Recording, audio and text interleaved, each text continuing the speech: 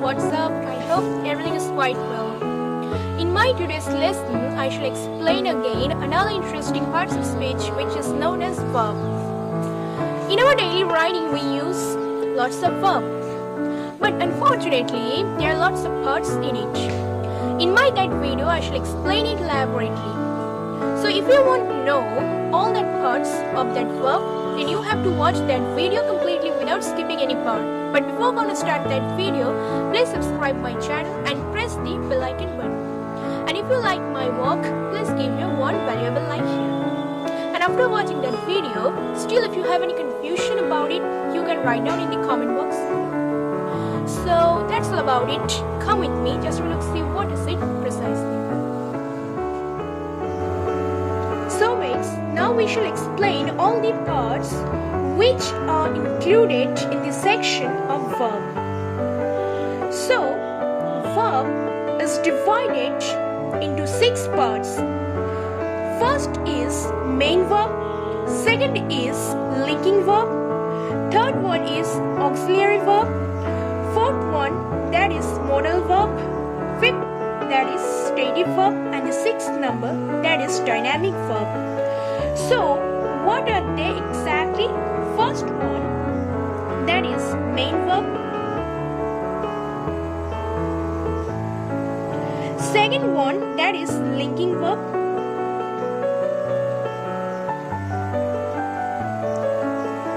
third one that is auxiliary verb,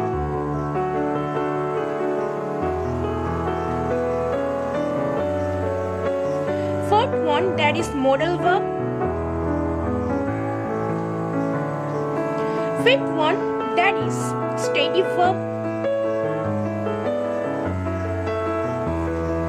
and the last one that is dynamic verb.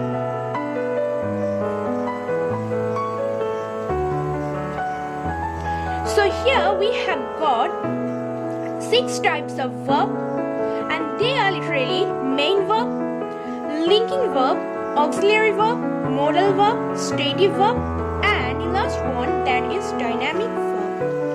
First we shall take from here that is main verb. So let me write it here, main verb. What is main verb? Literally, main verbs have some different meanings. They mainly suggest any action, event, or any state. For example, if we write here, I had gone to the market.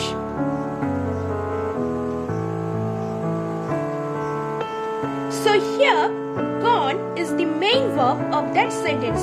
Go, went, gone.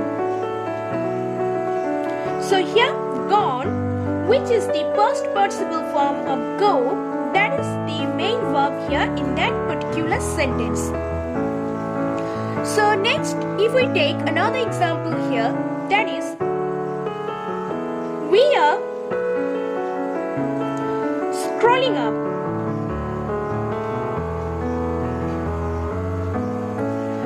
The screen.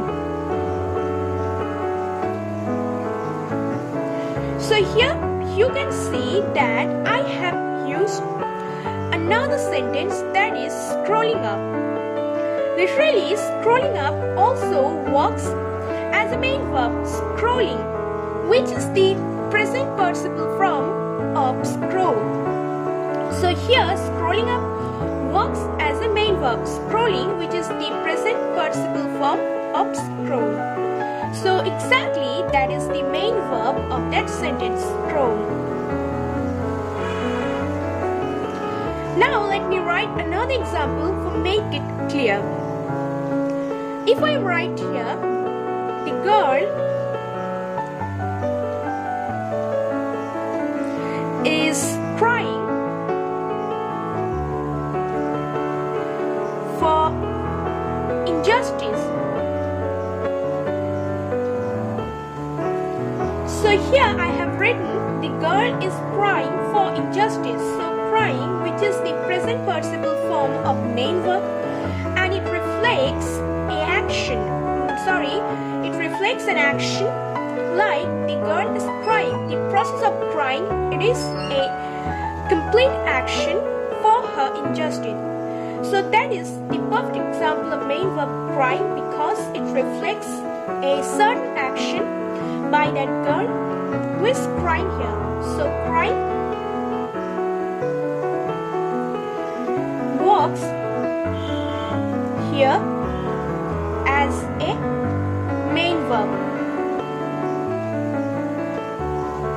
because it gives us an image of crying that the girl is doing here for her injustice.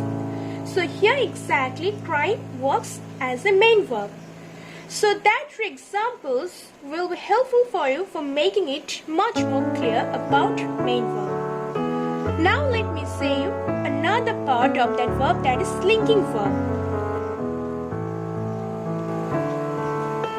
So the second one is linking verb. Linking verb are known as copular verbs too. So any linking verb is known as copular verb. You may call it its another name. So any sort of linking verb is also known widely as copular verbs. So what does it mean by that word, linking verb or copular verb or copular verb? Sometimes we call some main verbs as linking verb, but the main characteristics of it is those linking verbs don't follow up any kind of object. They follow literally phrases instead of following any object. Before going to think about it further, I'm giving you some examples about it. If I write here, our times are passing away very quietly.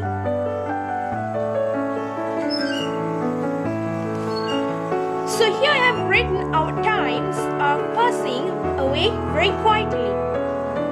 So here passing, which works as main verb, sometimes pass, even it is the perfect example of present participle form.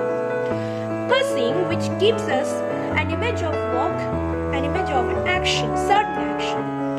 So here it follows that phrase which is known as very quietly. So that is an example of adverb phrase, or you may call it adverbial phrase.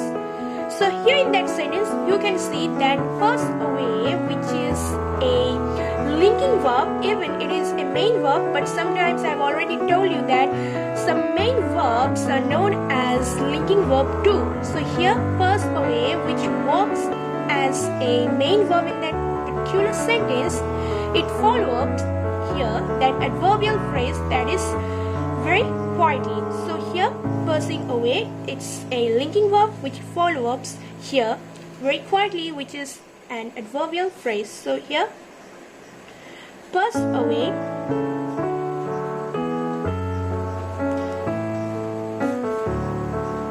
which follows up towards adverbial phrase in that verb sentence.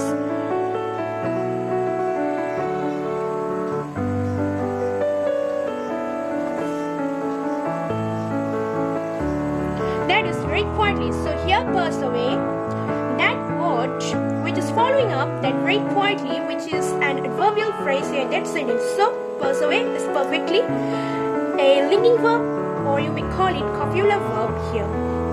If I write here another example for making it more clear, for making it more perfect in your mind, I write here exactly another sentence, that is, it becomes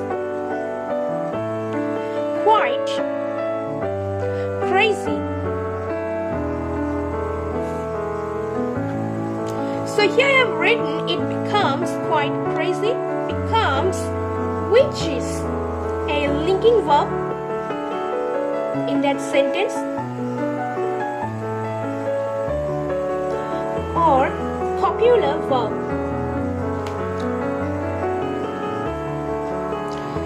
It follows up here that phrase which is known as here in that certain sentence, that is quite crazy, which is an adjective phrase. Quite crazy. So here that linking verb called becomes is following up towards that phrase which is known as quite crazy. That is an adjective phrase. So here becomes is following up to that certain phrase quite crazy, which is an adjective phrase.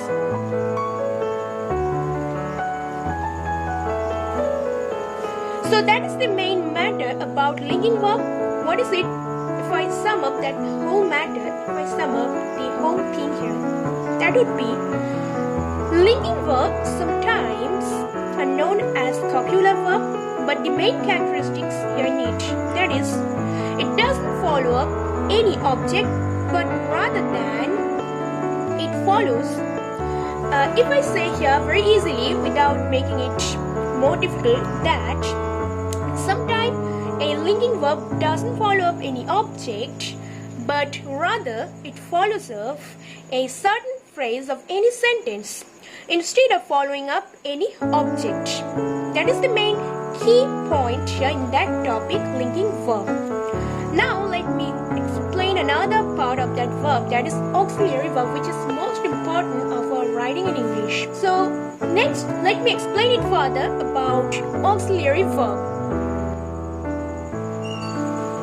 So guys, now I shall explain here another part of that parts of speech called verb, that is mainly auxiliary verb. Exactly, auxiliary verbs are divided into three parts, namely be, do, and have. So at first, I shall explain here be. So what is be? Literally, it is used for indicating the continuous part of any certain sentence. Even it gives us a complete idea about passive form. If I write here an example like I am giving a short speech.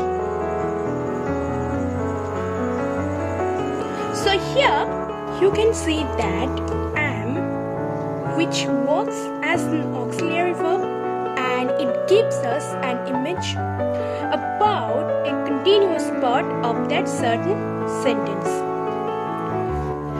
In my previous words, I have told you that be also reflects us a passive form. If I write another sentence here like I was disappointed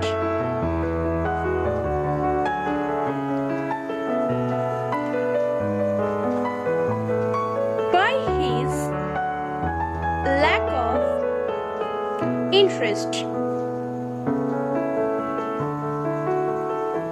So here I have written one sentence, that is I was disappointed by his lack of interest. So here was works as an auxiliary verb and disappointed, which is the main verb here in that sentence. So here was works as an auxiliary verb, which gives us an image of a passive form. I was disappointed by his lack of interest. We all know passive form is created with the help of by in any sentence. So that is the perfect example. So next, that is do.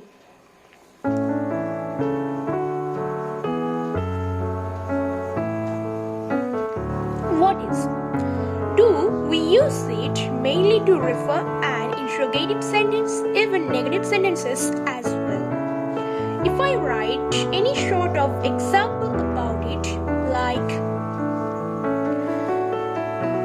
do you love my channel?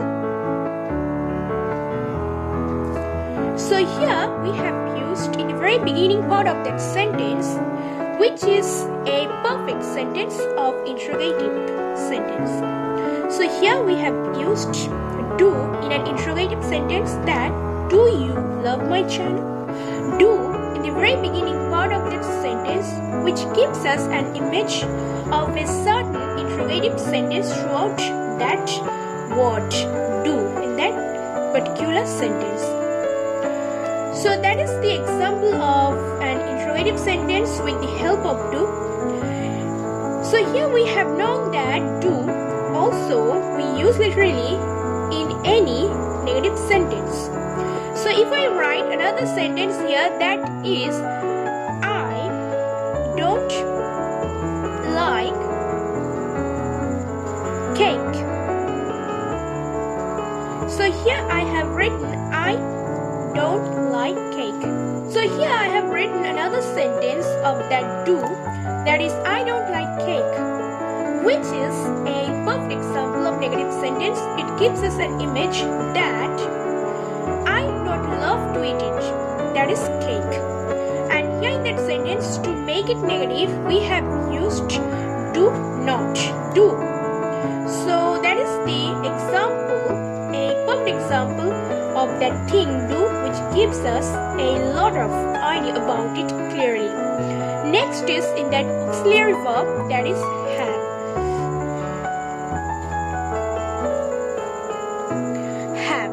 What is it exactly? Perchance my brothers and sisters know that name exactly, have. So have we write for making a remark about perfect tense. Before going to know about it further, I shall write here some examples about it. If I write, I have started to write it down now. So here I have written, I have started to write it down now.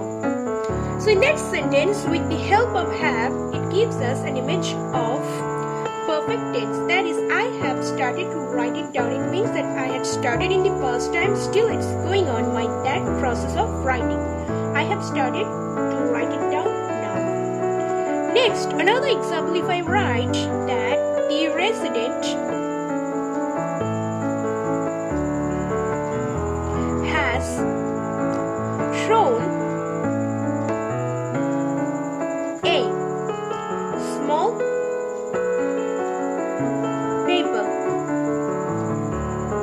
So here you can see I have written has because the resident is a singular noun, so I must write here has instead of have, but exceptional I. So here I have written the resident has thrown a small paper. So throughout that sentence, we can get an image of perfect tense, that is, the resident has thrown a small paper.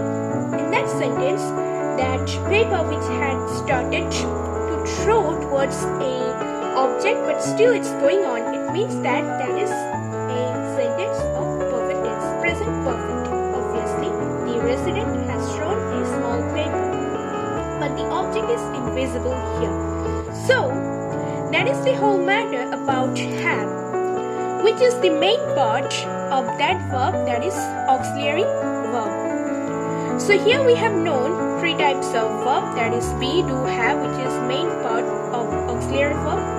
So at first we have known be, which gives us an image of continuous form, even it gives us an image of passive form. Then do, which we use literally to make an interrogative sentence and negative sentences do.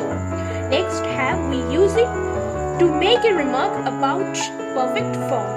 That is the main key point here in that auxiliary verb. So next, we shall explain that is modal verb. So literally, modal verb is a verb which we use during any kind of certainty and necessity. For you write here an example, that is, I must do it. So here, must, which is an example of modal verb. So we have used here that modal verb must to explain our necessity, that we have to do it, we have to complete that work because it's needed for us. That is an example of that modal verb. If I write here another example, like I can go firstly here. So here I have written another modal verb, that is can, which reflects there that I can go firstly. It means that is certainty. I have to go. So if I write here another example, like I might describe it wholly.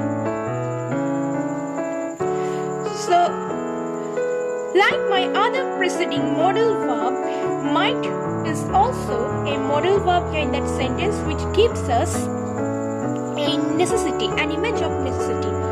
So here, might, that modal verb gives us an image of necessity. So that is the whole matter here about modal verb, which is another part of that parts of speech called verb. Next is fifth number, that is stative verb. So what is stative verb? Stative verb is another interesting topic in verb. It shows the state of mind instead of showing any action or event.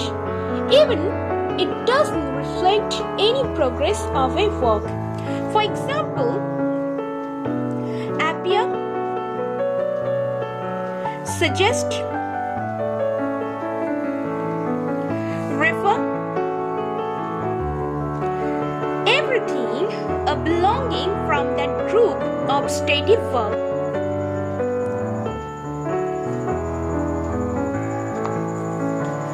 If I write here that it appears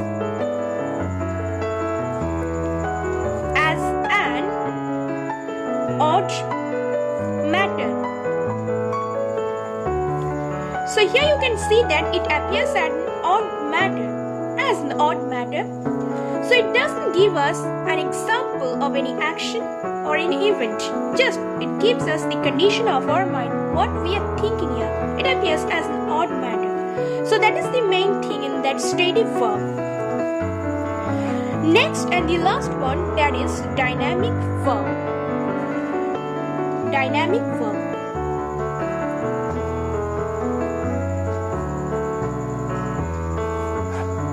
So what is dynamic verb here literally?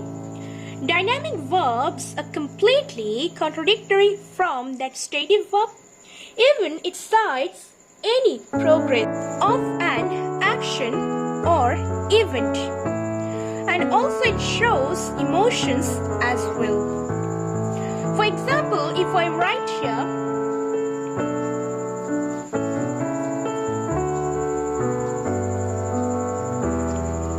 oh, I love the cake.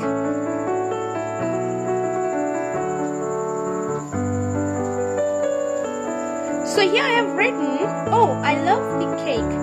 So love, which gives us an image of our emotion that we like it, that cake. So love, that is an example of dynamic verb.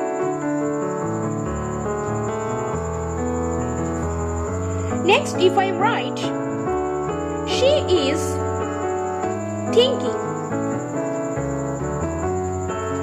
That is also an example of dynamic verb because it gives an image of thinking. It means the process of thinking is going on and the person is thinking about anything else. So that is the perfect example of dynamic verb. So that is the whole matter about that dynamic verb. Here I have explained elaborately about 6 parts of verb elaborately. I hope it will be quite helpful for you. But still, if you have any confusion about it, you can write down in the comment box below. But before I'm gonna say goodbye, I must say you again, please subscribe my channel and press the bell icon button and give your one like here. So I shall come again with my next video in my channel pioneeryt. So for that day, Tada, see you again. Bye mates.